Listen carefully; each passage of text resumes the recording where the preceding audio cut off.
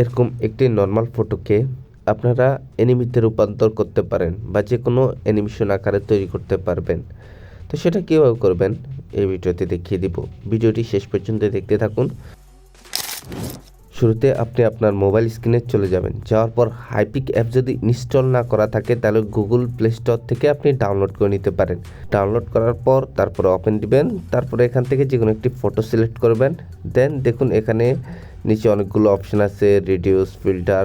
তারপর এখান থেকে টেনে আপনি এআই ইমেজ নামের একটি অপশন দেখতে পাবেন। এখানে নিচে দেখুন এখানে এআই ইমেজ নামের একটি অপশন আছে, ঠিক আছে।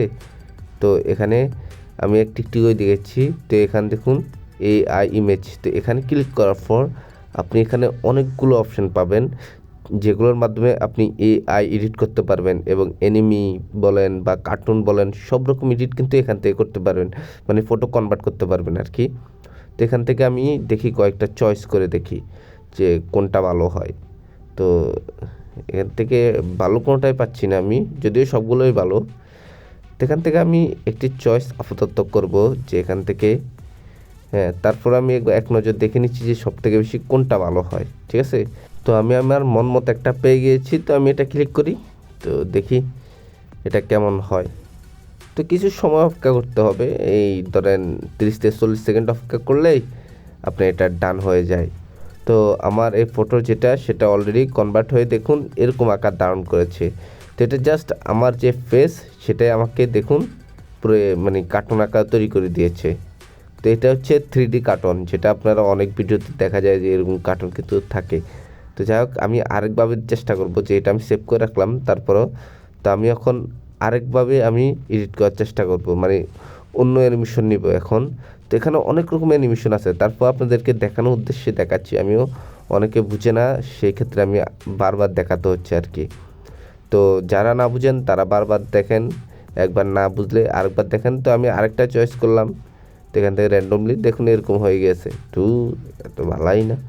তো এটা অতটা ভালো লাগেনি আমার, কেমন জানি ওই যে এনিমির যে ভিলেন আছে ভিলেনদের মতো লাগতেছে এটাকে।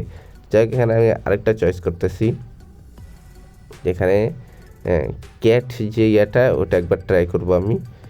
ওখানে যে আমি এটা ক্যাটটা চয়েস করলাম। তো ক্যাটটা কিন্তু অসাধারণ লাগতেছে, পুরা হিরো হিরো ভাব। তো যাই হোক নায়িকার অভাব। তো এখান থেকে এই ক্যাটটা কিন্তু পুরো আমাদের যে ফটো সেটার সাথে কিন্তু ম্যাচিং খেয়ে গেছে। আবার ওটা আমার ফটো না ভাই, এত বড় লোক না আমার, আবার শেয়ারও আমার এত ভালো না যে এরকম থাকবে। তো যাই হোক, তো এরকম করে আপনার নিজের ফটোকে খুব সুন্দর অ্যানিমেশন আকারে তৈরি করতে পারবেন। তো এখান থেকে দেখুন ফটো যদি দেখি, প্রথমে এটা নর্মাল ফটো ছিল, তারপরে এটা, হ্যাঁ, তারপরে গেছি যে এটাতে যেটা মিডিয়াম 3D আকারের, ঠিক আছে, 3D আকার ছিল। দেন এটা হচ্ছে এটা, ঠিক আছে। তো দেখুন আমি 4-5টা ফটো এডিট করলাম খুব সুন্দর করে। তো আপনারা এরকম এই অ্যাপ দিয়ে অনেক রকম এডিট করতে পারেন, আমার দেখা যতগুলো অ্যাপ সবথেকে সেরা।